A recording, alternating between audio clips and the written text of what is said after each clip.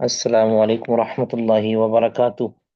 الحمد للہ حمدا کثیرا طیبا مبارکا فی، اللہم صلی وسلم علی نبینا محمد وعلی آلہ وصحبہ وسلم تسلیما کثیرا۔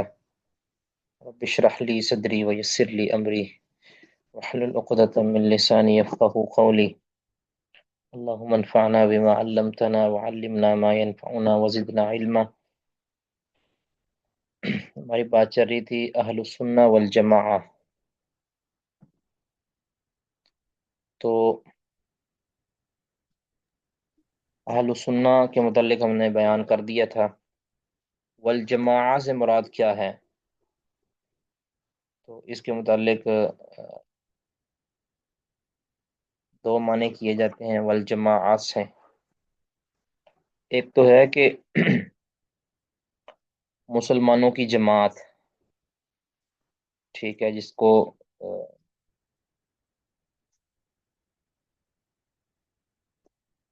مسلمانوں کی جماعت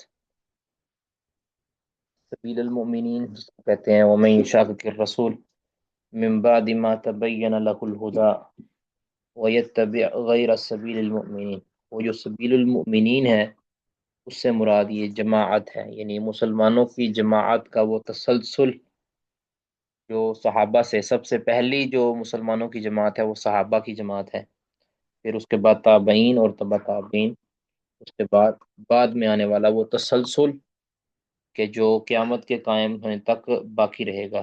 ایک تو یہ ہے، ٹھیک ہے، اور اس کے لیے کوئی تعداد کی شرط نہیں ہے، اگر اکیلا بندہ بھی اس حق پر تسلسل پر قائم ہے تو وہ اکیلا ہی جماعت ہے، ٹھیک ہے، وہ اکیلا ہی جماعت ہے۔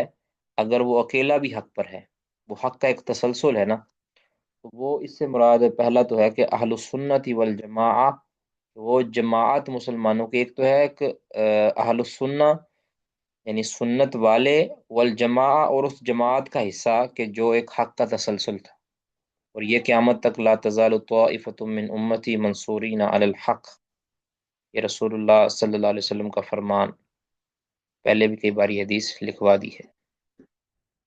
بہرحال دوسرا ہے جو الجماعت کا جو اطلاق ہوتا ہے وہ ایک خاص گروہ پر، جماعت پر بھی ہو جاتا ہے، مثلا ایسی جماعت کے جو کسی مسلمان امام کے کہہ لیں زیر دست ہو، یعنی ان کا ایک امیر ہو اور اس کے ان کی جو رعایا ہے اس کو بھی جماعت کہہ دیتے ہیں، وہ بھی مسلمانوں کے امیر کے تحت رہنے والی جو جماعت ہے اس کو بھی کہہ دیتے ہیں، ٹھیک ہے۔ یہاں پہ جو مراد ہے وہ اس حق کے تسلسل والی جماعت کہ جو صحابہ سے ہوتا ہوا قیامت تک باقی رہے گا، اس جماعت والے، ٹھیک ہے۔ اگلی بات، یہ جو اہل السنہ والجماعت ہیں، اہل السنہ والجماعت اس کے اور بھی نام ہیں، اہل السنہ والجماعت کے اور بھی نام ہیں جو میں آپ کے سامنے انشاءاللہ رکھتا ہوں۔ اہل السنہ والجماعت، ایک منٹ،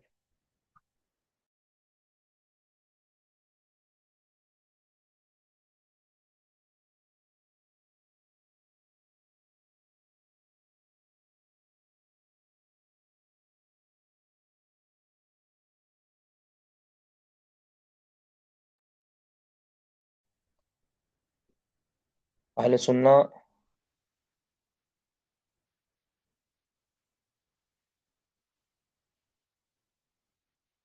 والجماعت کے لیے اور بھی نام بولے جاتے ہیں جو میں آپ کے سامنے ابھی، ہمارے پاس ادھر لائٹ چلی گئی ہے،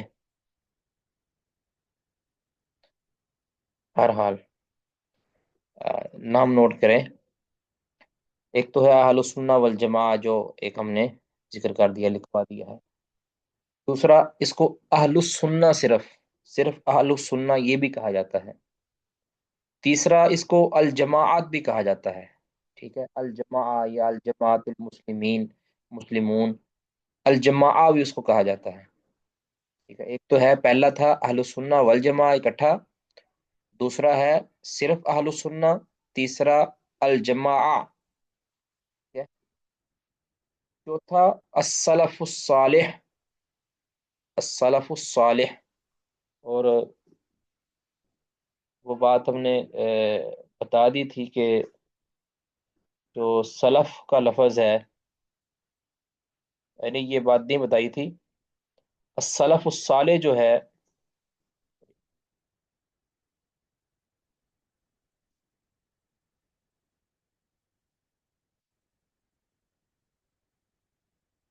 सलफ का लफ्ज़ लफ्ज़ दो तरह से बोला जाता है, याद रखें। ये अहम बात है।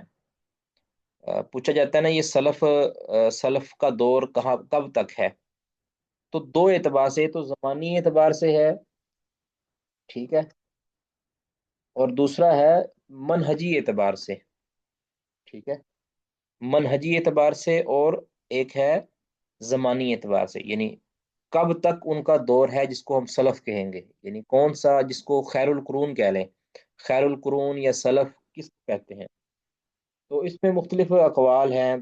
बाज़ तो कहते हैं कि सिर्फ और सिर्फ सलफ से मुराद सहाबा इकराम हैं। बाज़ कहते हैं नहीं, ताबईन भी हैं। बाज़ फिर कहते हैं, जो सबसे दुरुस्त कौल ये है कि खैरुल कुरून के अंदर मौजूद सहाबा, ताबईन, तबा ताबईन, अतबा ताबईन, ये सारे सलफ के अंदर शामिल हैं। और ये दौर तकरीबन कोई कह लें आप तीसरी सदी तक जो है ना ये जाता है। यानी जहाँ बड़े बड़े मुहद्दिसीन हैं वो खैरुल कुरून के अंदर शामिल हैं, वो सलफ के अंदर शामिल हैं, ठीक है।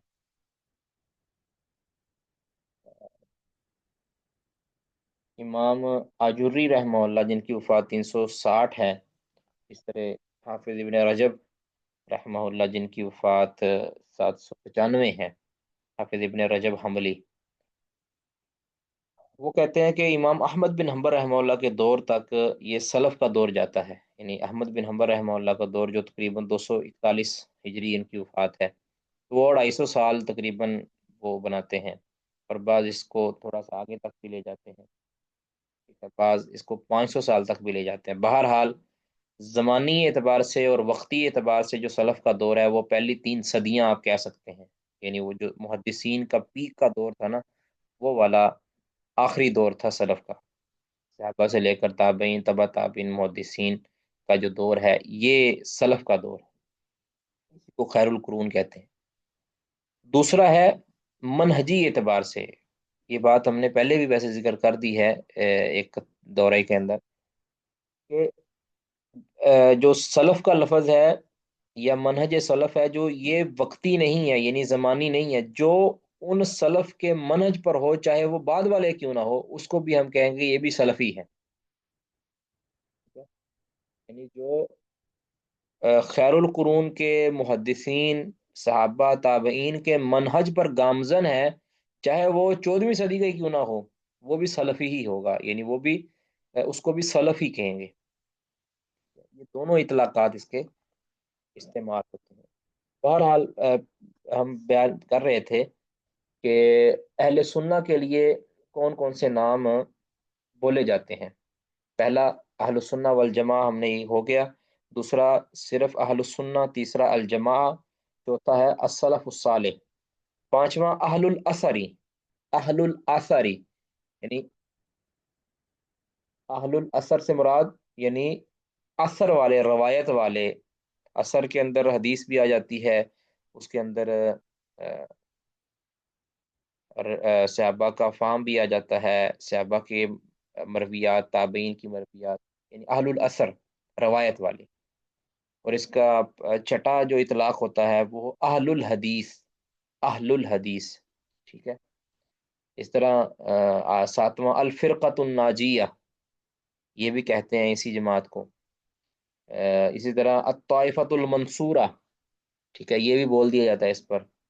इस तरह अहलुल इत्बा, अहलुल इत्बा भी इनको कह देते हैं। ये जो इतलाकात हैं, ये एक ही जमात के मुख्तलिफ नाम हैं, ठीक है। असलफ़ीयून भी कह दिया जाता है, असलफ़ीयू भी कह दिया जाता है। इसके अलावा और भी इससे मिलते जुलते नाम उस जमात के हैं, ठीक है। तो ये सारे के सारे अहलुस सुन्ना वल जमात के नाम हैं। اور یہ اطلاقات آپ کو محدثین کی کتابوں کے اندر یعنی ملیں گے آپ کو یہ۔ اب ہے کہ یہ اہل سنہ والجماعت جو ہے،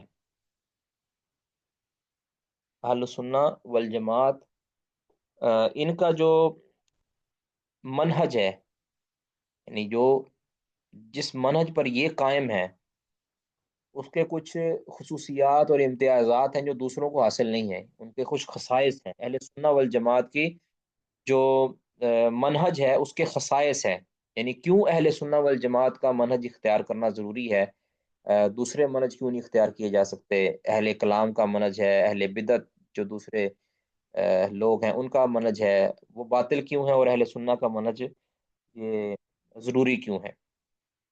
ایک تو سب سے بڑی وجہ یہ کہ یہ وہ حق کا تسلسل ہے، اہل سنہ والجماع یہ اس حق کا تسلسل ہے، روایتاً اور درایتاً، یعنی انہوں نے اپنی تمام تر جو عقائد و نظریات ہے اس کی بنیاد نبوی علم پر رکھی ہے، علم وحی پہ رکھی ہے، ٹھیک ہے۔ بہرحال پہلی جو خصوصیت اس کی میں وہ ذکر کر دوں کہ انہوں نے اپنے علم جو بنیاد جو بنایا ہے وہ صرف کتاب و سنت کو بنایا ہے، ٹھیک ہے۔ پہلی خصوصیت یہ ہے کہ انہوں نے اپنے علم کی بنیاد، اپنے عقیدے کی بنیاد صرف اور صرف کتاب و سنت کو بنایا ہے۔ یہ اپنے عقائد کے اندر، اپنی عبادات کے اندر، اپنے نظریات اور معاملات کے اندر، باقی تمام کی تمام امور دین کے اندر انہوں نے کتاب و سنت کو ہی فالو کیا ہے، اور اس کا صحیح فہم، صرف کتاب و سنت کی نصوص نہیں بلکہ اس کا صحیح فہم وہ انہوں نے لیا ہے، کتاب و سنت کو اپنی اصل اور اصیل بنایا ہے، ٹھیک ہے۔ پہلی خصوصیت ان کی یہ ہے۔ تو جبکہ دوسرے جو اہل کلام ہیں انہوں نے اپنے جو علم کی بنیاد ہے وہ عقل کو بنایا ہے، انہوں نے ترجیح نہیں دی کتاب و سنت کی نصوص کو، اسی وجہ سے ان کے اندر پیچیدگیاں اور اختلافات پیدا ہو گئے۔ دوسری خصوصیت جو اہل سنت والجماعت کی ہے وہ ہے کہ انہوں نے کتاب و سنت کی ہر نص کو تسلیم کیا ہے، چاہے ان کی حکمت ان کے سمجھ میں آئی ہے یا نہیں آئی ہے، ہر نص کو انہوں نے سمجھا، جو ہے وہ فالو کیا ہے، اس کو اپنے عمل میں لے کر آئے ہیں۔ اس کا تعلق چاہے عقیدے کے ساتھ ہو، چاہے اس کا تعلق عمل کے ساتھ ہو، انہوں نے حکمت ان کو معلوم ہوئی ہے یا نہیں ہوئی اس کی، انہوں نے اس کا جو ہے وہ اتباع کیا ہے۔ تیسری خوبی کہ انہوں نے اتباع کے ساتھ اضافہ نہیں کیا، یعنی جو بدعت ہوتی ہے، ایجاد ہوتی ہے دین کے اندر، اس کو نہیں کیا، جہاں تک ان کو سمجھ آئی اتنا انہوں نے رکھا ہے، باقی کے علم کو اللہ کے سپرد کر دیا۔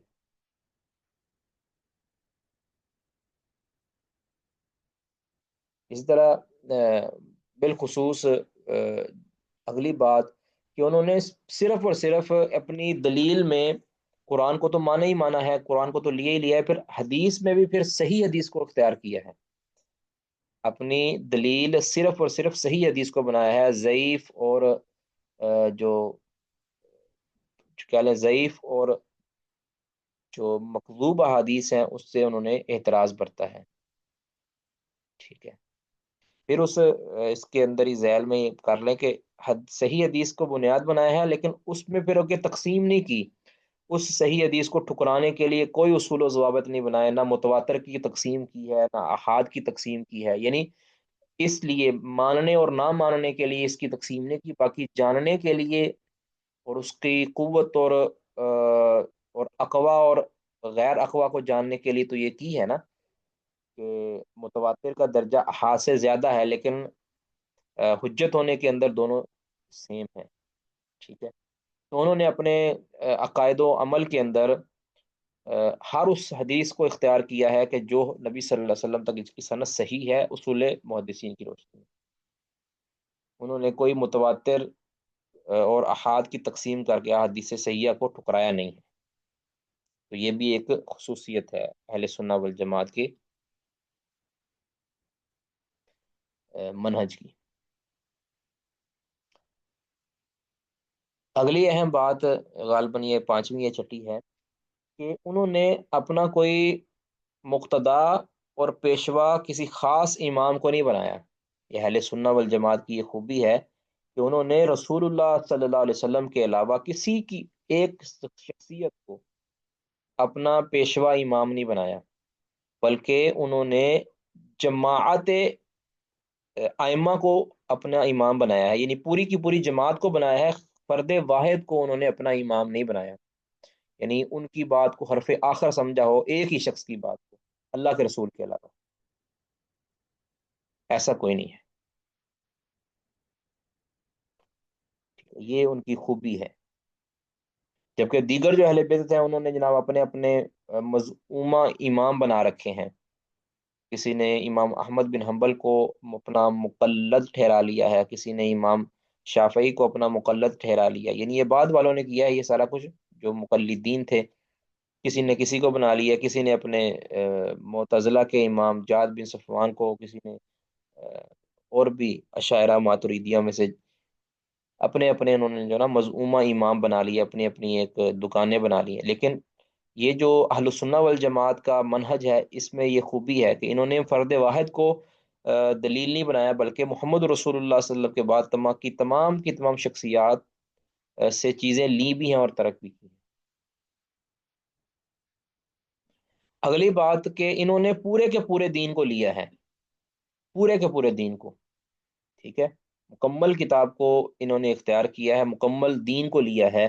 یہ انہوں نے اس کتاب کو یا اس کے رد کرنے کے لیے کسی تیسری سہارے کو نہیں اختیار کیا، مکمل کے مکمل دین کو اختیار کیا ہے۔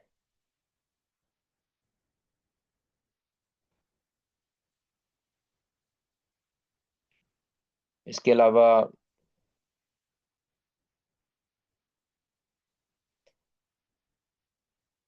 انہوں نے اہل سنہ والجماعت نے اپنے نقل کے اندر اور عمل کے اندر امانت کو اختیار کیا ہے، امانت علمیہ، ٹھیک ہے، یعنی جب کوئی بھی چیز نقل کی ہے نا تو پوری علمی امانت کے ساتھ نقل کی ہے، حدیث کی صورت کے اندر پوری علمی دیانت اور امانت کے ساتھ انہوں نے نقل کی ہے۔ اور یہ آپ جانتے ہیں کہ ایک عالم کی سب سے بڑی جو خوبی ہوتی ہے وہ یہ ہے کہ وہ امانت دار ہو، اپنی نقل کے اندر وہ امانت دار ہو۔ جب کسی کا اعتراض نقل کرنا ہے، کسی کی بات نقل کرنی ہے یا اپنی بات نقل کرنی ہے، تو پوری دیانت علمی کے ساتھ اس کا اس کو اختیار کرنا ہے۔ تو اہل سنہ والجماعت کی کتابیں آپ دیکھ لیں عقائد کی، انہوں نے اپنے عقائد کو آ، کتاب و سنت کی نصوص کے ساتھ مزین کیا ہی کیا ہے، اس کے ساتھ ساتھ انتہائی دیانت علمی کے تقاضوں کو پورا کرتے ہوئے جو ہے وہ روایات کو نقل کیا ہے، اپنی طرف سے کوئی چیز نہ تحریف کی ہے، نہ انہوں نے نصوص کو تبدیل کیا ہے۔ اس کے مد مقابل آپ اٹھا لیں اہل بدعت اور اہل کلام کی کتابوں کو، انہوں نے اس میں تحریف لفظی بھی کی ہے، تحریف معنوی بھی کی ہے، جبکہ اہل سنہ والجماعت کی کتابوں کے اندر آپ کو ایسا کچھ بھی نہیں ملے گا۔ انہوں نے بڑے کڑے اصول و ضوابط رکھے ہیں، اب چاہے اب ان کے اپنے حق میں آئے روایت یا چاہے ان کے اپنے خلاف آئے، وہ اسی روایت کو نقل کرتے تھے جو کہ پایہ ثبوت کو پہنچتی تھی، اور جو کہ یعنی بالکل صحیح ہوتی تھی۔ اگلی ایک خوبی کہ جو ان کے کتابوں کے اندر ملتی ہے، ان کے منہج میں ملتی ہے، وہ ہے وسطیت۔ وسطیت ہمارے دین کی اساس اور بنیاد ہے، ٹھیک ہے، نہیں اس کے اندر نہ غلوب ہے اور نہ اس کے اندر کہہ لیں نکیر ہے، اور بہت ہی انحطاط ہے ہمارے دین کے اندر۔ اللہ تعالیٰ نے فرمایا نا سورۃ بقرہ آیت نمبر 143 میں، سورۃ بقرہ آیت نمبر 143،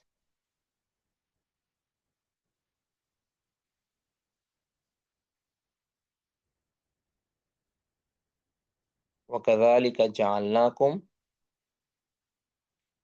وَكَذَلِكَ جَعَلْنَاكُمْ أُمَّةً وَسَطًا لِتَكُونُوا شُهَدَاءَ عَلَى النَّاسِ، یعنی لوگوں پر گواہ بنانے کے لیے تم کو ہم نے امت وسط بنایا ہے۔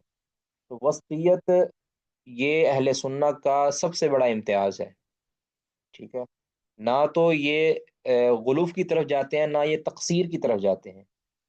یا غلوف کیا ہوتا ہے؟ کسی چیز کی کو حد سے بڑھا دینا، اور تقصیر کیا ہوتا ہے؟ کسی چیز کو اس کی حد سے نیچا کر دینا، کم کر دینا۔ تو انہوں نے وسطیت کو اختیار کیا ہے ہر معاملے کے اندر۔ آپ ان کے کوئی بھی عقیدہ اٹھا لیں، اس کے اندر آپ کو یہ امت وسط نظر آئیں گے، اہل سننا۔ ٹھیک ہے؟ کچھ ایسے ہیں کہ جنہوں نے ایسے ہیں کہ جنہوں نے سرے سے ہی جو ہے وہ اسماء و صفات کا انکار کر دیا ہے، جس طرح کے جہمیہ ہیں، سرے سے انکار کر دیا، یہ ہوگی تقصیر۔ کچھ ایسے ہیں کہ جنہوں نے اس بات کے اندر غلوف سے کام لیا اور کہا کہ اتنی ثابت ہے، گویا یہ فلاں فلاں کے مشابہ ہیں، یعنی انہوں نے مشابہت کی طرف وہ چلے کہ وہ غلوف کا شکار ہو گئے اس بات کے اندر۔ اہل سنہ کیا کہتے ہیں؟ کہ اللہ تعالیٰ کی صفات ہیں، لیکن جس طرح اس کی شان کے لائق ہے، ہماری صفات کی طرح نہیں، مخلوقات کی صفات کی طرح نہیں، بلکہ جیسے اس کی شان کے لائق ہے۔ تو وسطیت جو ہے یہ بہت بڑا ایک امتیاز ہے اہل سنہ والجماعت کے منہج کے اندر۔ پھر اس سے بڑی بات، اس سے بھی بڑی بات یہ ہے اہل سنہ والجماعت کی منہج کے اندر، کہ ان کے عقائد کے اندر، آپ کو اختلاف نظر نہیں آئے گا۔ ان کے عقائد کے اندر آپ کو کہیں بھی اختلاف دکھائی نہیں دے گا، بلکہ یہ حق کی بھی ایک نشانی ہوتی ہے کہ اس کے اندر اختلاف اور انتشار، بلکہ یہ کلمہ واحدہ کی طرح، گویا کہ ایک ہی انسان سے یہ باتیں نکلی ہیں، ایک ہی انسان نے یہ باتیں کہی ہیں، اس طرح محسوس ہوتا ہے۔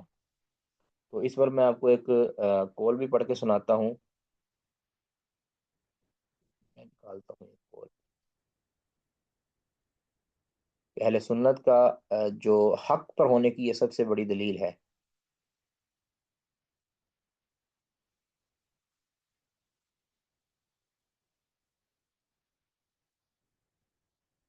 الحجہ فی بیان المحجہ، یہ قوام السنہ اصبہانی رحمہ اللہ کی یہ کتاب ہے۔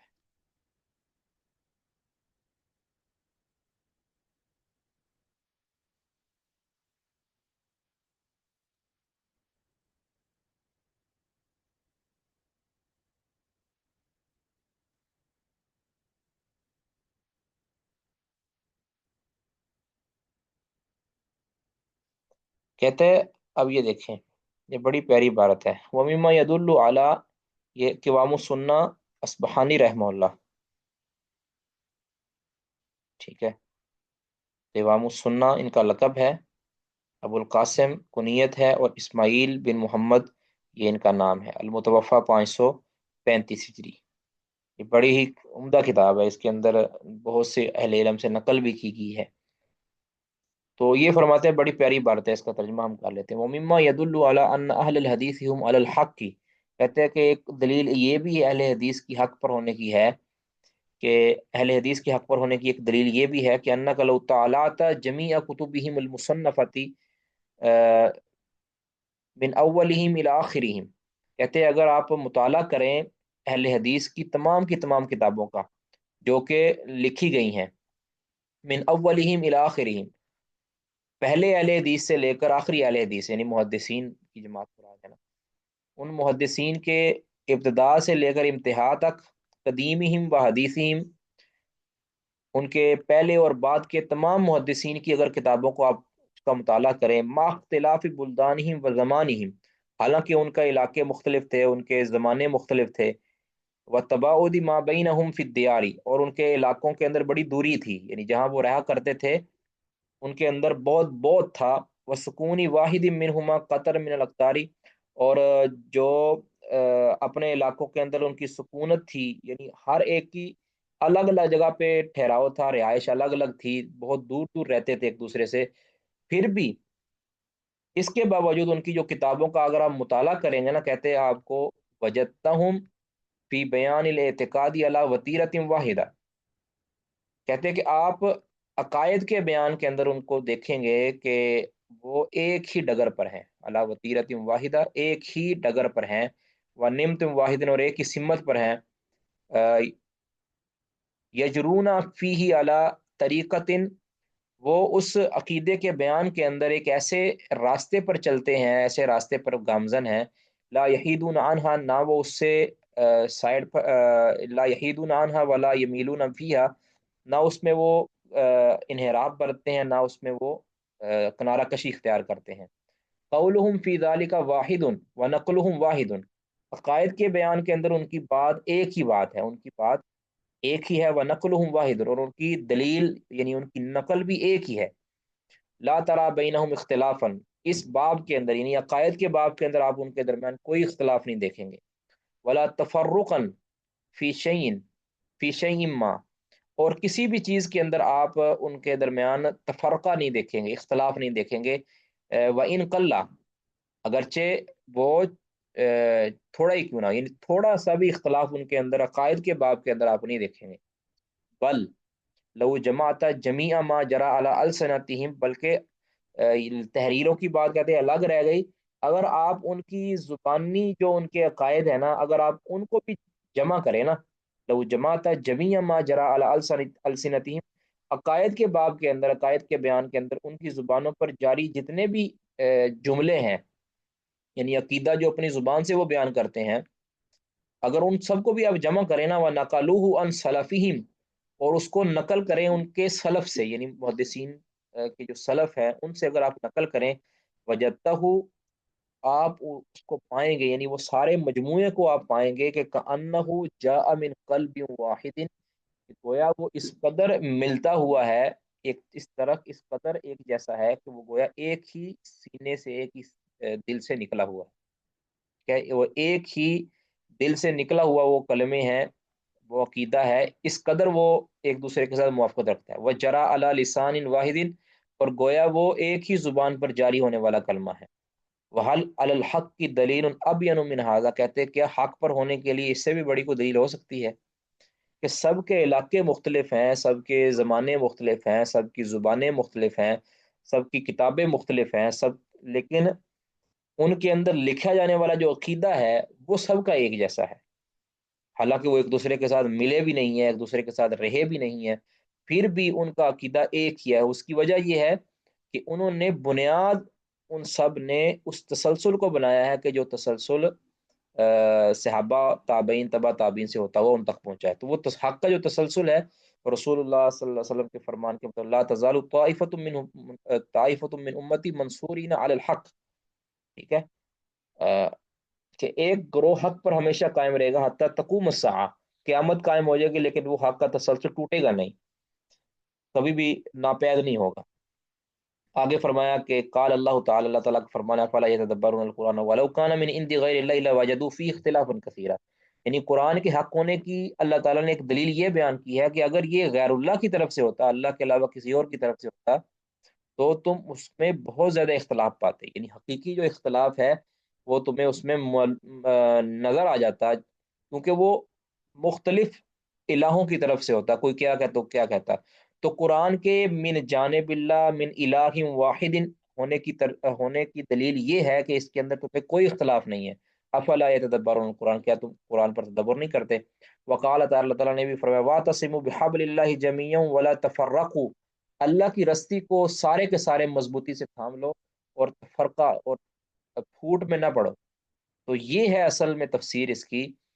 تو یعنی اہل حق ہمیشہ عقیدے کے باب کے اندر ہمیشہ ایک جیسا، ان کا کلمہ واحدہ ہے۔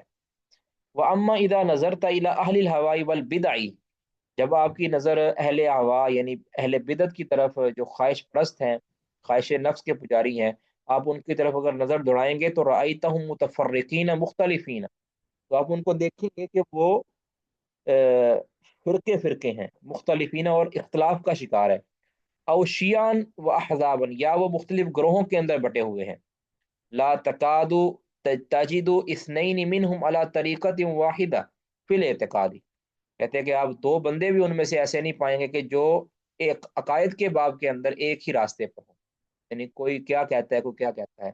میں اکثر کہا کرتا ہوں کہ یہ جتنے بھی یہ مطبوع مذاہب ہیں نا، ان کے اندر خرابی، بدعات، خرافات اور بدعقیدگی آنے کی بڑی وجہ یہ ہے کہ انہوں نے عقیدے کو بنیاد ہی نہیں بنایا۔ آپ دیکھ لیں کہ सिर्फ हाँ हनफियों की आप तारीख उठा लेना, उसके अंदर आपको शिया राफजी भी मिलेंगे।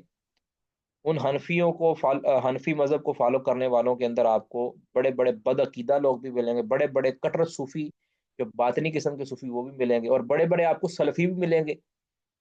तो इन्होंने बुनियाद ही नहीं बनाया अकीदे को।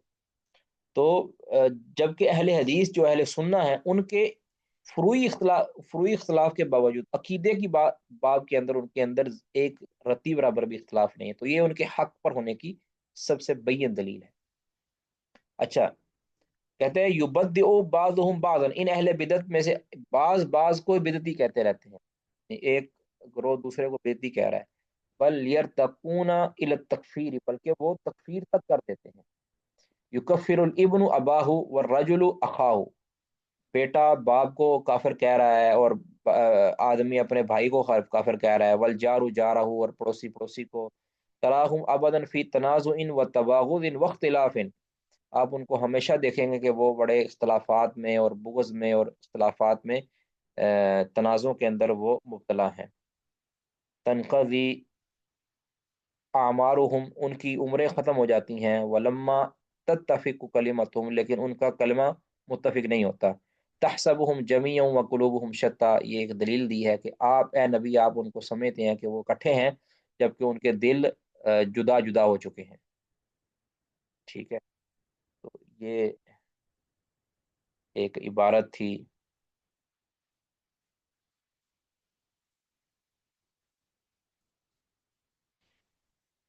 अल हुज्जा फी बयानिल महज्जा। तो ये एक सबसे बड़ी दलील है अहले हक, अहले सुन्ना के अहले हक होने पर, यह बहुत बड़ी दलील है। जबकि अहले बिदत अपनी तमाम तर कोशिशों के बावजूद वो पारा पारा नजर आते हैं। अब अगली बात, यहाँ तक जी बात किसी को नहीं आई हो तो बता दें, कोई सवाल पूछना है इसमें तो पूछ सकते हैं जी।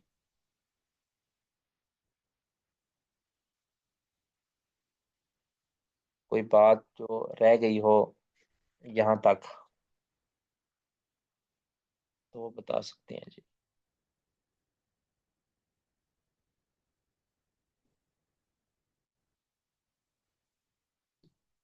अच्छा जी, अगली बात जी, हमने कल अकीदे की तारीफ पढ़ी थी।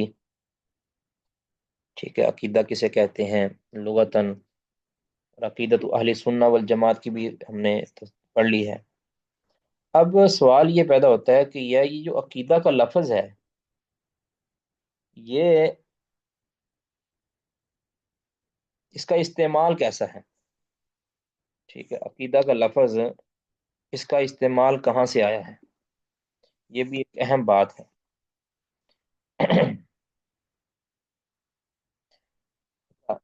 अकीदा का जो लफ्ज़ है, ये यानी लफ्ज़ अकीदा, ये तो यानी पहले ही पहल के अंदर ये इस्तेमाल नहीं हुआ। आप जानते ही हैं कि ये जो इस्तिलाहें होती हैं, ये वक्त गुजरने के साथ साथ वो कह लें कि बनती हैं। जिस तरह अहलुल हदीस का लफ्ज़ ये नबी सल्लल्लाहु अलैहि वसल्लम ने इस्तेमाल नहीं किया, तो ये एक वक्त गुजरने के साथ साथ इस तरह के ये लफ्ज़, इस तरह अहलुस सुन्ना का लफ्ज़ भी नबी सल्लल्लाहु अलैहि वसल्लम ने इस्तेमाल नहीं किया।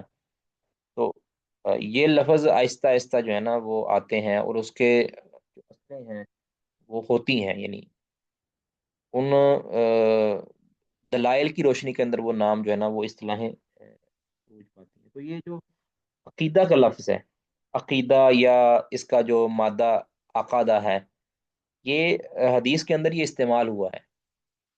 हदीस के अंदर ये इस्तेमाल हुआ, मैं ये हदीस निकालता हूँ, वो मशहूर हदीस है। तो लेकिन उसके बाज़ संदों के अंदर और लफ्ज़ हैं और बाज़ के अंदर और हैं।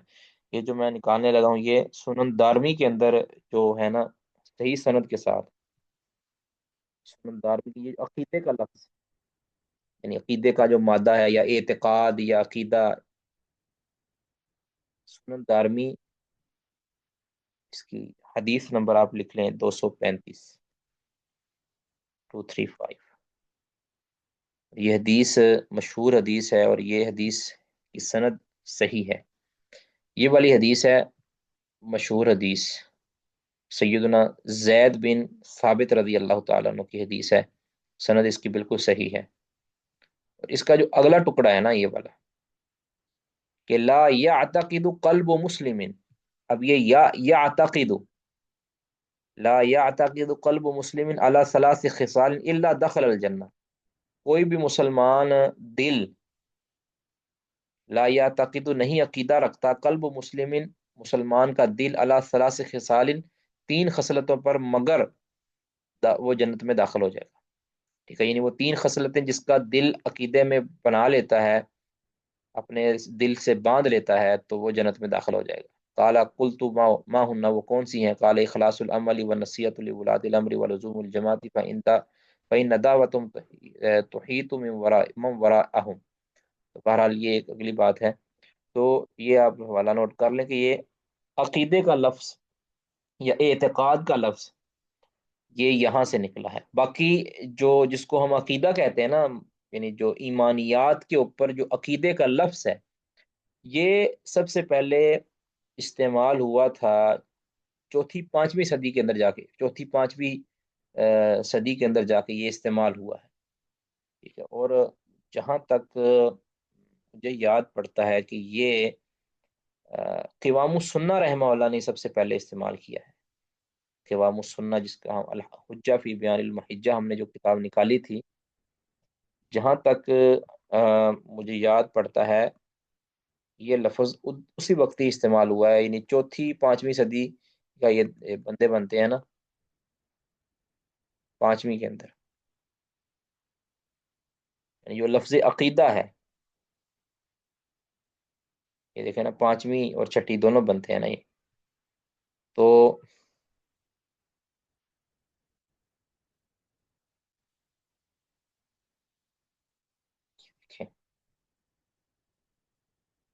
العقیدۃ الصحیحہ، ٹھیک ہے، یہ انہوں نے استعمال کیا ہے۔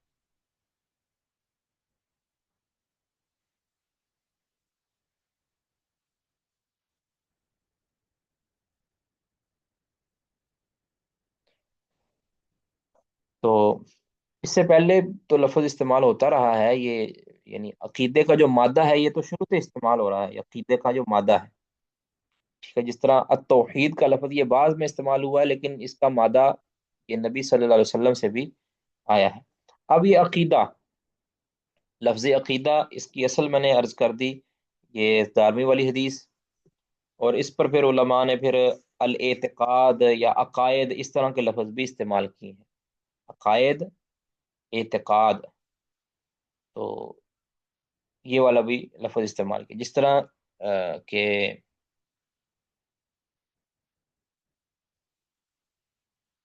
مثال کے طور پر میں آپ کو کتابیں کچھ اس کے ساتھ، یہ کتابیں بھی آپ اس کو اسی کو آپ شامل کر لیں، عقیدے کے لفظ یا اعتقاد کا لفظ یا عقائد کا لفظ۔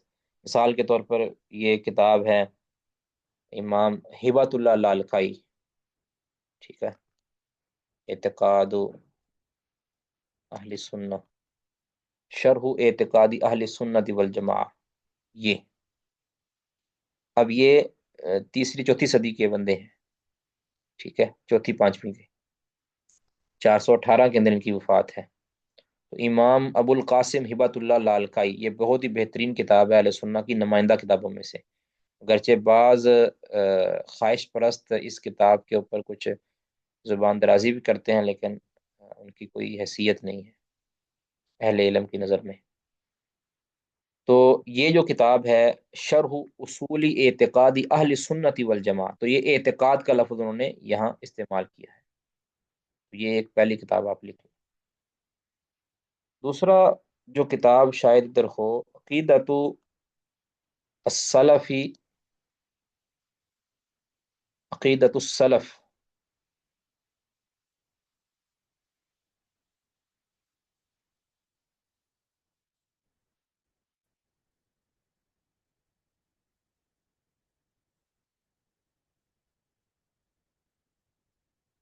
عقیدت شاید کتاب نہیں ہے، عقیدۃ السلفی و اصحاب الحدیث، عقیدۃ السلفی و اصحاب الحدیث، کتاب ادھر ہونی تو چاہیے تھی لیکن کسی اور نام سے ہوگی شاید، یہ امام صابونی رحمہ اللہ کی یہ کتاب ہے۔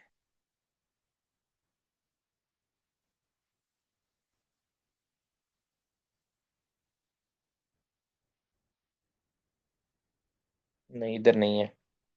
امام ابو عثمان، امام ابو عثمان اسماعیل صابونی، صابونی، ان کی وفات 449 ہجری ہے۔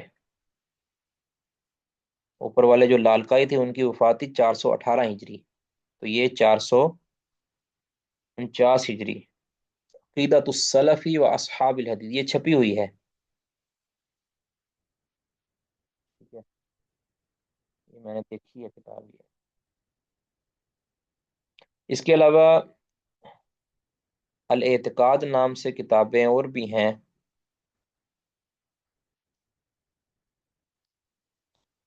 جی ایک کتاب یاد آئی مجھے، بہکی کی، الاعتقاد للبہکی، یہ ادھر ہوگی شاید، یہ الاعتقاد، امام بہکی رحمہ اللہ کی لکھی ہوئی یہ کتاب الاعتقاد، 458 کے اندر ان کی وفات ہے۔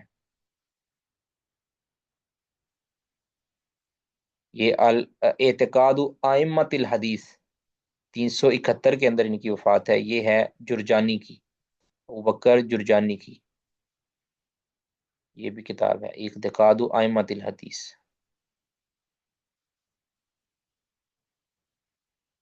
یہ غزالی کی الاقتصاد فی الاعتقاد۔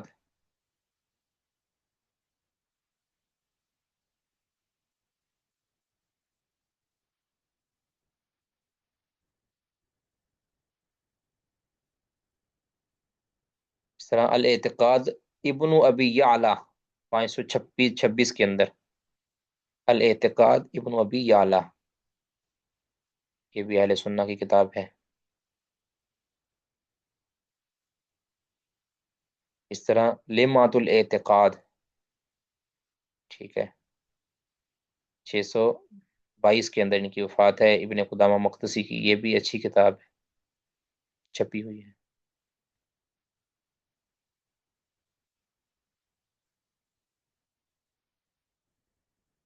اس کے علاوہ بھی پہلے امام شافی رحمہ اللہ کے عقیدے کے متعلق بھی ایک کتاب تھی، جو ادھر نہیں ہے، مکتبہ شاملہ کے اندر شاید نہیں ہے، تو لیکن وہ ایک کتاب تھی، جو اس میں امام اس کی عقیدہ نقل کیا گیا ہے۔ اس طرح الاقتصاد فی الاعتقاد ایک کتاب اور بھی ہے حافظ مقدسی کی، یہ والی الاقتصاد فی الاعتقاد، یہ عبد الغنی مقدسی رحمہ اللہ کی یہ کتاب ہے، یہ بھی اچھی کتاب ہے۔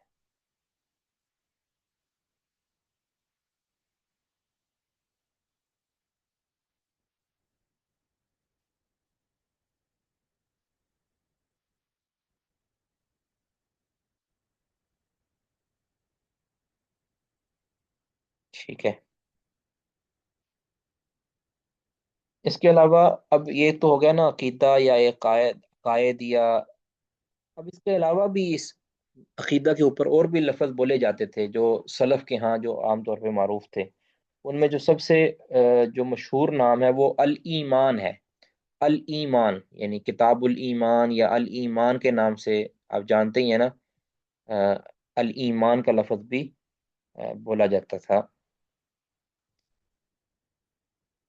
اس نام سے بھی کئی کتابیں ہیں، جس طرح تحقیق الایمان ابن تیمیہ رحمہ اللہ کی، اور بھی الایمان ابن تیمیہ کی اور بھی ایک کتاب ہے، یہ دیکھیں الایمان ابن تیمیہ کی، اس طرح الایمان ابن ابی شیبہ، امام ابن ابی شیبہ، ابوبکر ابن ابی شیبہ، یہ مصنف ابن ابی شیبہ والے، 235 سے ان کے اندر ان کی وفات ہے، انہوں نے کتاب لکھی تھی کتاب الایمان کے نام سے، ٹھیک ہے۔ اس کے علاوہ بھی الایمان کے نام سے کتابیں، یہ امام قاسم بن سلام، اہل سنہ کے معتبر امام قاسم بن سلام ابو عبید، ٹھیک ہے، یہ لغوی بھی تھے بڑے، تو کتاب الایمان، ایمان ہے، سوری، یہ ایمان نہیں ہے، کتاب الایمان ہے۔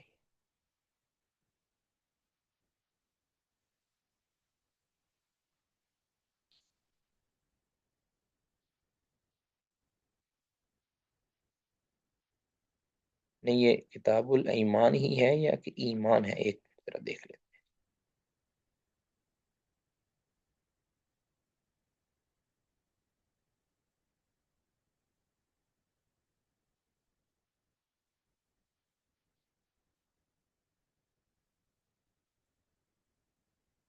یہ ایمان ہی ہے، کہ ایمان قاسم بن سلام رحمہ اللہ کی یہ الایمان ہی کتاب ہے، ایمان نہیں ہے۔ تو یہ بھی ان کی ایک کتاب ہے ایمان کے نام سے۔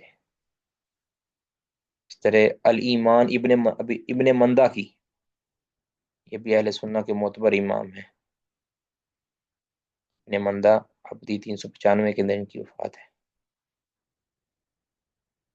یہ عدنی یہ بھی ہے، الایمان للعدنی، یہ بھی معتبر اہل سنہ کی کتاب ہے۔ اور بھی اس میں ہو سکتی ہیں جی، الایمان الاوسط ابن الجوزی کی، ابن جوزی کا طبع ہے، یہ ابن تیمیہ کی ہے۔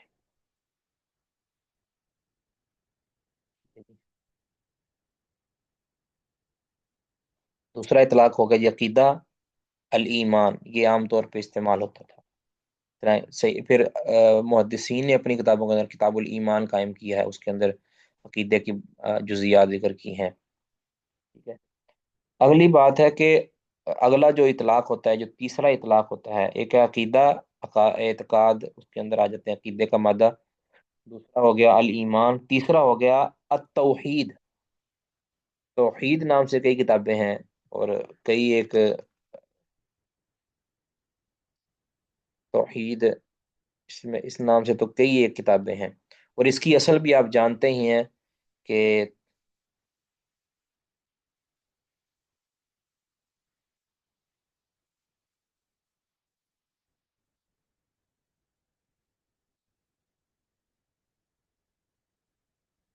اچھا، یہ عمر بن عبد المنعم، یہ بعد کے اہل علم کی تو بہت سی کتابیں ہیں نا، کتاب الایمان، کتاب التوحید، بہت سی ہیں۔ بہرحال یہ التوحید، اس کی اصل پہلے میں یہاں ذکر کر دوں، ان یوحد اللہ، الا ان یوحد اللہ۔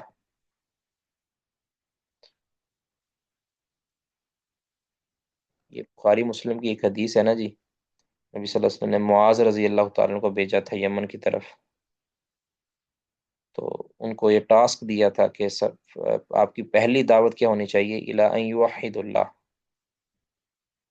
تو وہیں سے جو توحید کا لفظ، اول ما فلیکن اول ما تدعوہم الی ان یوحد اللہ تعالی، تو یہاں سے لفظ توحید نکلا ہے، وحد یوحد توحیدا، تو یہ توحید کا لفظ یہاں سے نکلا ہے۔ تو اسی کو پھر استعمال کرتے ہوئے اہل علم نے توحید کے نام سے کتابیں لکھی ہیں۔ امام بخاری رحمہ اللہ نے کتاب التوحید لکھی ہے، صحیح بخاری کے اندر جو شامل کی ہے۔ اس طرح ابن مندہ رحمہ اللہ کی توحید ہے۔ ٹھیک ہے، امام بخاری رحمہ اللہ کا سن آپ جانتے ہیں 256 ہجری ہے۔ توحید یہ ابن مندہ رحمہ اللہ کی ہے۔ پھر اس طرح التوحید امام ابن خزیمہ رحمہ اللہ کی بھی ہے، مقدسی رحمہ اللہ کی بھی توحید ہے۔ اس کے علاوہ ابن خزیمہ رحمہ اللہ کی توحید ہے، یہ التوحید لابن خزیمہ۔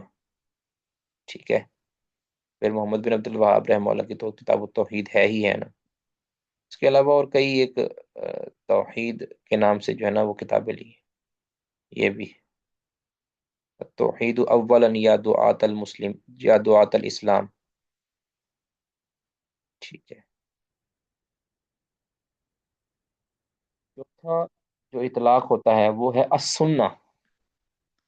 السنہ، السنہ اس نام سے بھی، السنہ یا اصول السنہ، اس طرح کی جو ہے نا، جیسے امام احمد بن حنبل رحمہ اللہ کی، یہ السنہ عبداللہ بن احمد بن حنبل رحمہ اللہ۔ ٹھیک ہے، ایک تو ہے ان کی السنہ عبداللہ بن احمد، ایک ہے اصول السنہ، یہ امام احمد بن حنبل رحمہ اللہ کی ہے، اصول السنہ نیچے آ جائے گی امید ہے۔ السنہ نام سے تو کئی ایک کتابیں ہیں نا، السنہ یہ دیکھیں ابو بکر ابن خلال کی ہے۔ ٹھیک ہے، تو یہ سنہ کا لفظ بھی بولا جاتا ہے عقیدے کے اوپر۔ اسی طرح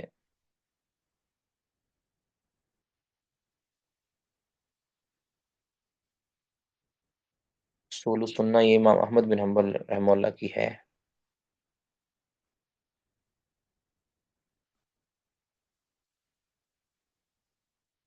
اصول السنہ احمد بن حنبل رحمہ اللہ کی. ٹھیک ہے. اس طرح اصول السنہ یہ بھی ایک بڑے ہی بہترین عالم لابن ابی زمنین، امام ابن ابی زمنین 399 کے اندر ان کی وفات ہے. ٹھیک ہے. اصول السنہ یہ بھی ان کی ہے. ایک کتاب ہے صریح السنہ. صریح السنہ یہ امام طبری رحمہ اللہ، ابو جعفر محمد بن جعفر طبری رحمہ اللہ، محمد بن جریر طبری رحمہ اللہ، ابو جعفر، یہ جن کی وہ ہے تفسیر طبری ہے جن کی، الجامع. الجامع. ٹھیک ہے. جامع بیان العلمی، سوری، تفسیر طبری ہے جن کی، کا نام کیا ہے تفسیر طبری کا؟ جامع البیان. ٹھیک ہے. لتاویل آی القرآن، فی تعویل القرآن.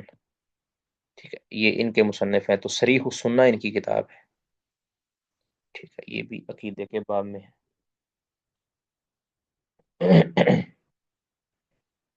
اس طرح ایک مشہور کتاب جو انتہائی شہرت رکھتی ہے وہ ہے امام ابو بکر ابن ابی عاصم کی. امام ابو بکر ابن ابی عاصم 287 السنہ نام سے. ٹھیک ہے. یہ بھی ایک مشہور و معروف کتاب ہے. اس کے علاوہ بھی شرح السنہ ہے مزنی رحمہ اللہ کی. اس طرح شرح السنہ بربہاری رحمہ اللہ کی، وہ بھی کتابیں بعد والی، وہ بھی اس میں شامل ہے. یہ ہو گیا جس کا میں چوتھا اطلاق، توحید، سنہ، الایمان اور عقیدہ. چار ہو گئے. اب ہے اس کا پانچواں اطلاق. پانچواں اطلاق وہ آپ جانتے ہی ہیں، ایک آدھ کتاب اس باب میں ہے، الشریعہ. الشریعہ. ٹھیک ہے. شریعہ یہ آجری رحمہ اللہ کی. الشریعہ آجری، محمد بن حسین، امام ابوبکر محمد بن حسین الآجری. یہ بڑی بہترین، انہوں نے بڑی کھول کھول کے اس میں الشریعہ. ٹھیک ہے. یہ بھی عقیدے کی ہی کتاب ہے. ٹھیک ہے. اور اس پر دین کا لفظ، الاصول کا لفظ عقیدہ کے اوپر بولا جا سکتا ہے. ٹھیک ہے. الایمان کے اوپر ہو گیا، الاسلام بھی ظاہر ہے وہ بھی عقیدہ ہی ہے. تو اس باب میں یعنی عقیدے کی تو بے شمار کتابیں ادھر ہمارے پاس موجود ہیں. اس میں پھر عقیدے کی بعض جزیات کے اوپر مکمل مکمل کتابیں ہیں. ٹھیک ہے. میں مثال کے طور پر آپ کو تھوڑا سا دکھاتا ہوں. مثال، احکام المرجان فی احکام الجان، یعنی جنوں کے متعلق، جنوں کے متعلق کیا ہمارے عقائد ہونے چاہیے، کیا ان کے مسائل ہیں، ان کے متعلق یہ کتاب لکھی گئی ہے. یعنی اس طرح ابوبکر صدیق کی فضیلت وغیرہ کے متعلق یہ لکھی گئی ہے. تو یہ ساری اسماء و صفات کے متعلق اہل سنہ کا کیا عقیدہ. اس طرح اشراط الساعہ، اصول الایمان ابن باز رحمہ اللہ کی کتاب. اصول الدین، یہ دیکھیں اصول الدین یہ کن کی ہے جی؟ یہ غزنوی حنفی، جمال الدین غزنوی حنفی کی. تو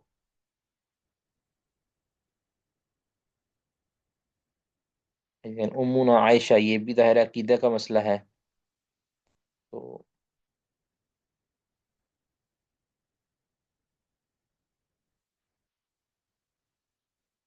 تو یہ ساری عقیدے کی کتابیں ہیں. یہ کوئی 500-600 کتابیں ادھر میں خیال جمع کی ہیں انہوں نے. ٹھیک ہے. تو ان کو دیکھا جا سکتا ہے، اگر کوئی متعلقہ چیز چاہیے تو اس کو دیکھا جا سکتا ہے. ٹھیک ہے جی. یہاں تک کسی کو کوئی سوال ہے تو وہ کر سکتے ہیں. عقیدے کے باب کے اندر یاد رکھیں کہ اس طرح کے پہلے میں نے عرض کیا تھا کہ عقیدے کے اندر بسا اوقات کوئی فقہی مسئلے کو بھی ذکر کر دیا جاتا تھا، یعنی جو پہلے ہمارے سلف صالحین تھے نا جنہوں نے کتابیں لکھی ہیں، وہ عقائد کے بیان میں نا فقہی مسائل کو بھی ذکر کر دیتے تھے، ٹھیک ہے؟ تو اس کی وجہ میں نے بتایا کہ جو فقہی مسئلہ، یعنی جس کی مخالفت کرنا، جس فقہی ثابت شرعی مسئلے کی مخالفت کرنا اہل بدعت کا شعار بن جائے نا، تو اہل سنہ اس کو عقیدے کے باب میں ذکر کر دیتے تھے، تو یہ بھی ایک ہو سکتا ہے وجہ۔ تو باقی یہ جو عقیدت التحاویہ، آپ جانتے ہیں یہ عقیدہ کا لفظ ہے، عقیدت التحاویہ، یہ ادھر شاید یہ عقیدت التحاویہ، یہ نہیں،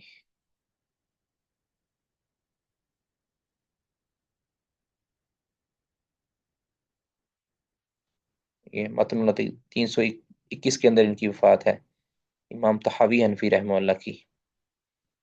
تو یہ بھی بہترین کتاب ہے۔ پھر اس کی شرح جو ہے، شرح عقیدت التحاویہ، یہ امام ابن ابی العز حنفی رحمہ اللہ کی یہ شرح ہے، یہ بھی بڑی بہترین کتاب ہے، ٹھیک ہے؟ اس طرح پھر العقیدت الواسطیہ،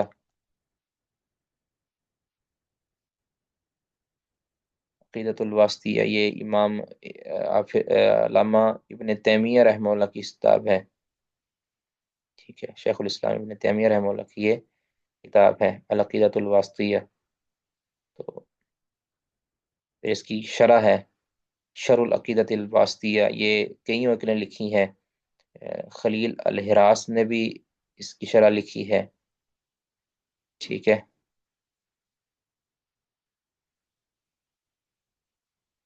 محمد بن خلیل حراس، اور اس کی شرح اور بھی کئی علماء نے، امام علامہ عثیمین رحمہ اللہ نے لکھی ہے اس کی شرح، یہ غنیمان انہوں نے لکھی ہے، خالد المصلح معاصر عالم ہیں عرب کے، انہوں نے لکھی ہے، عبد الکریم الخزیر، عبد الرحیم السلمی، یہ سب نے یہ لکھی، یہ بھی معاصر عالم ہے۔ تو یہ بڑی ہی عمدہ یہ سعید بن علی، یہ جو حسن المسلم کے مصنف ہیں نا، میرے خیال وہ ہیں، یہ ان کے بیٹے ہیں۔ تو یہاں تک جو عقائد کی کتابوں کے متعلق جو کسی نے کوئی سوال کرنا ہے تو کر سکتے ہیں۔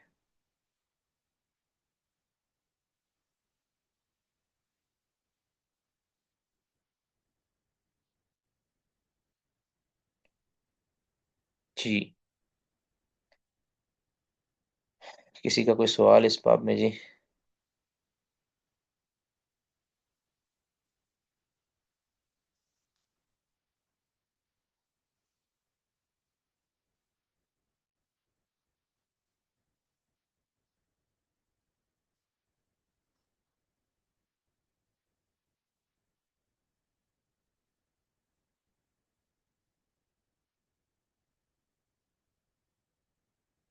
اب یہاں ایک اہم بات اہل سنہ کے عقائد کے حوالے سے، کہ ان کے دلائل کیا ہیں، اہل سنہ والجماعت کس چیز عقیدہ میں کس کو دلیل بناتے ہیں؟ تو سب سے پہلے جس طرح ہم نے سیدھا سیدھا یہ باتیں ذکر بھی کر دی ہیں، تو سب سے پہلی جو دلیل ہو رہے ہیں اہل سنہ والجماعت کی اپنے عقیدے کے بیان میں، وہ ہے قرآن، ٹھیک ہے؟ قرآن کی طرف وہ رجوع کرتے ہیں، اور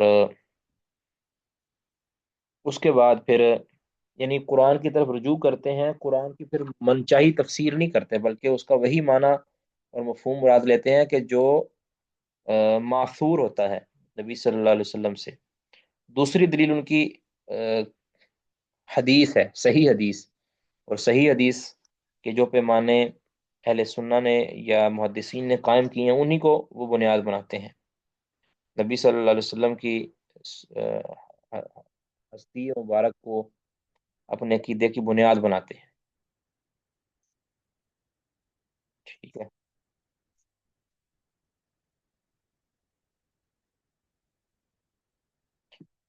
یاد رکھیں کہ جب نبی صلی اللہ علیہ وسلم نے امت کو آ، یعنی عقیدہ سکھایا، اور آپ صلی اللہ علیہ وسلم اس دنیا سے تشریف لے کے صحابہ کا عقیدہ بالکل سالم تھا، صحابہ نے پھر اگو تابعین کو سکھایا، تابعین تبع تابعین کو سکھایا، تو یہ عقیدہ یعنی بہترین رہا، ٹھیک ہے۔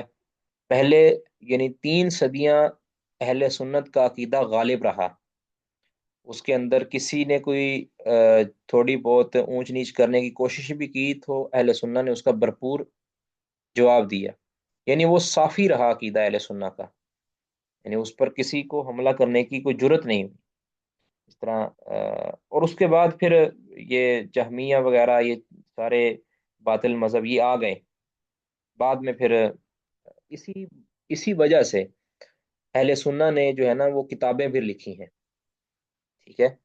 کئی ایک وجوہات ہیں کہ انہوں نے کتابیں کیوں لکھی ہیں، ان میں سے ایک وجہ یہ بھی ہے، بنیادی وجہ، کہ جب اہل سنت کا جو عقیدہ جو چلا آ رہا تھا اس کے اندر دراڑیں ڈالنے کی کوشش کی گئی، تو پھر اہل سنت والجماعت کے ائمہ نے یہ محسوس کیا کہ اب عقیدہ مرتب ہونا چاہیے، کہ جس طرح دوسرے اہل بدعت نے اپنے عقیدے کو نشر کرنا شروع کیا، اپنے باطل عقیدے کی ترویج کرنا شروع کی، تو اہل سنت نے یہ محسوس کیا کہ اب یہ ضروری ہے، جس طرح کہ اصول السنہ کے اندر، اگر مجھے وہ مل جائے، ابن زمنین رحمہ اللہ نے ایک بات کہی ہے مقدمہ کے اندر ہی۔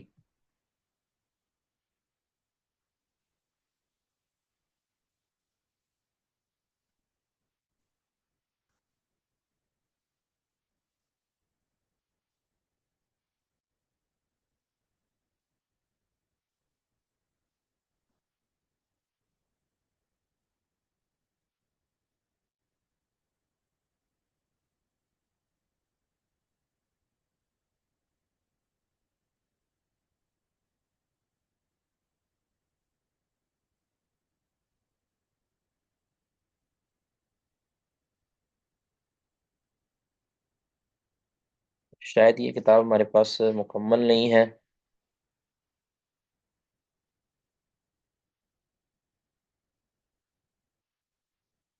اس وجہ سے ان کا وہ قول نہیں مل رہا۔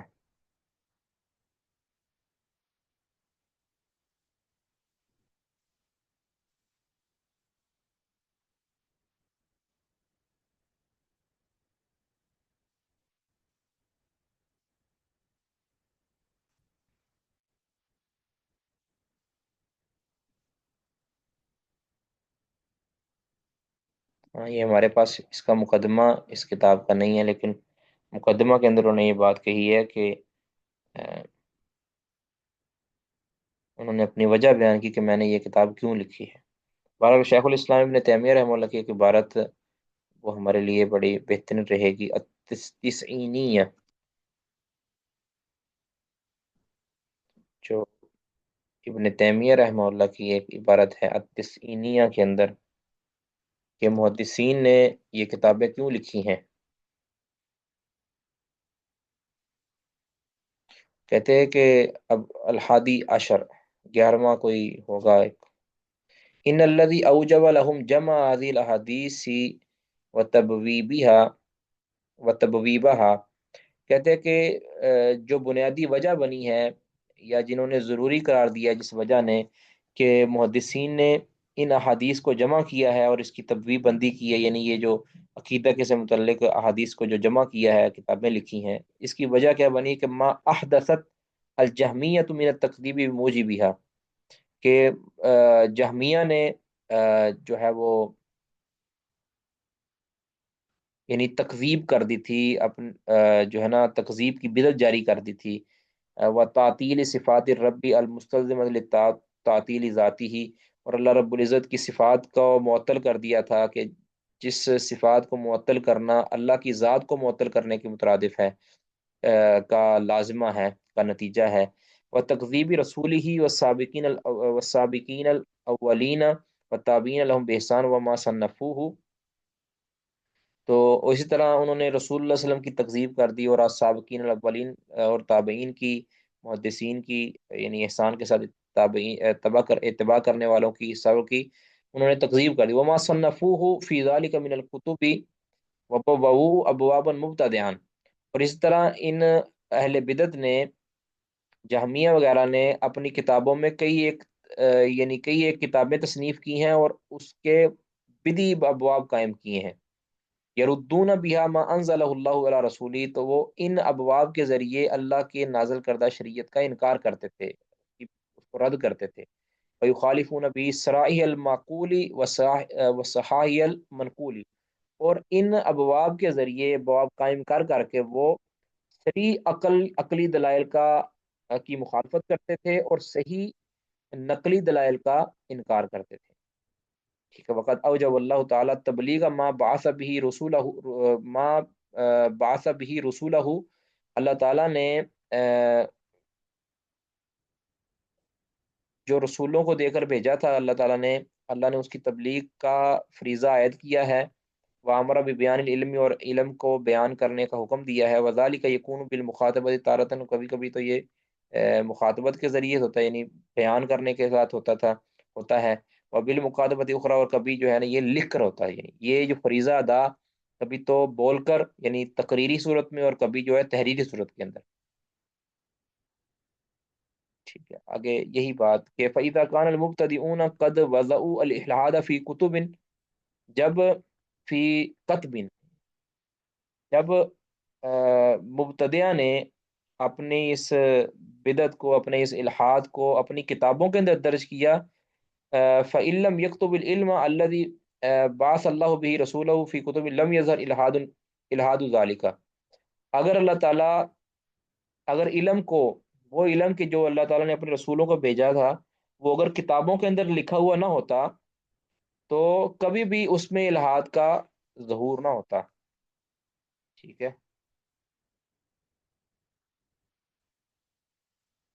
آگے وہ ساری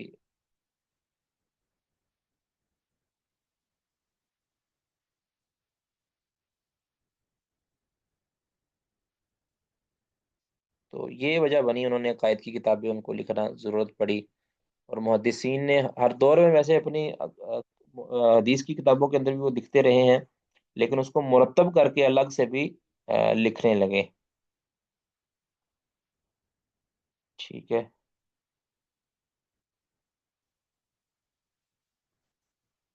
جی، کسی کی اور کوئی بات؟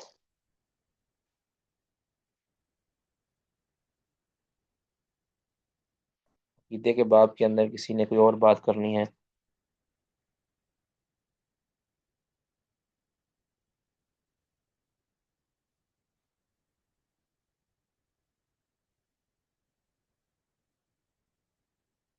ٹھیک ہے جی. ماشاء اللہ. بس کریں پھر یا آگے چلنا ہے؟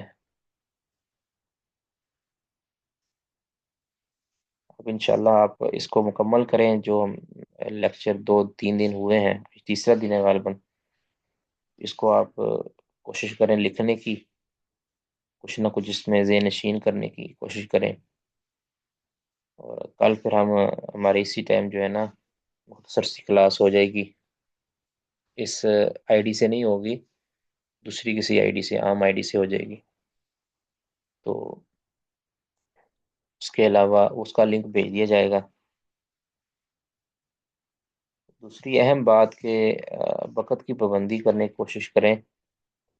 8 یا 8:15 جو بھی ہم ٹائم، بلکہ 8:15 اب کر لیتے ہیں، تاکہ جماعتیں بھی ہوتی ہیں لیٹ. تو 8:15 ہم ٹائم رکھ لیتے ہیں. 8:15 پہ آپ کلاس میں شامل ہو جائے کریں. اور اس کے لیے بھی کوئی لایا عمل طے کرتے ہیں کہ چھٹی کے لیے کیا طریقہ اختیار کیا جائے. بغیر بتائے جو غیر حاضری کرے تو اس کا کیا لایا عمل اختیار کیا جائے. جی، اس کے لیے کسی کے پاس کوئی مشورہ ہے جی؟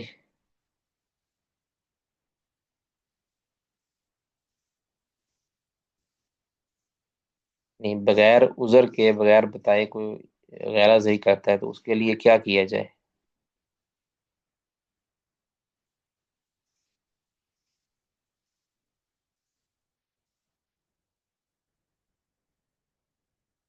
جی اخلاص صاحب، آپ کیا فرماتے ہیں؟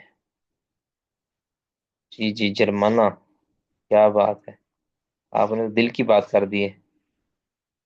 العقوبۃ المالیہ، ٹھیک ہے، اس کے لیے بھی کوئی سوچتے ہیں جی پھر؟ العقوبۃ المالیہ،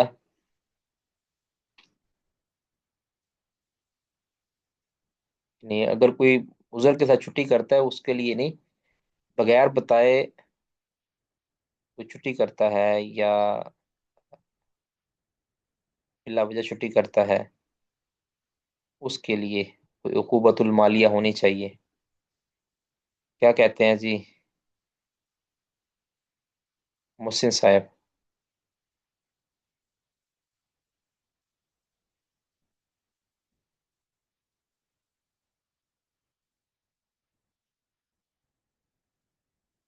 ٹھیک ہے،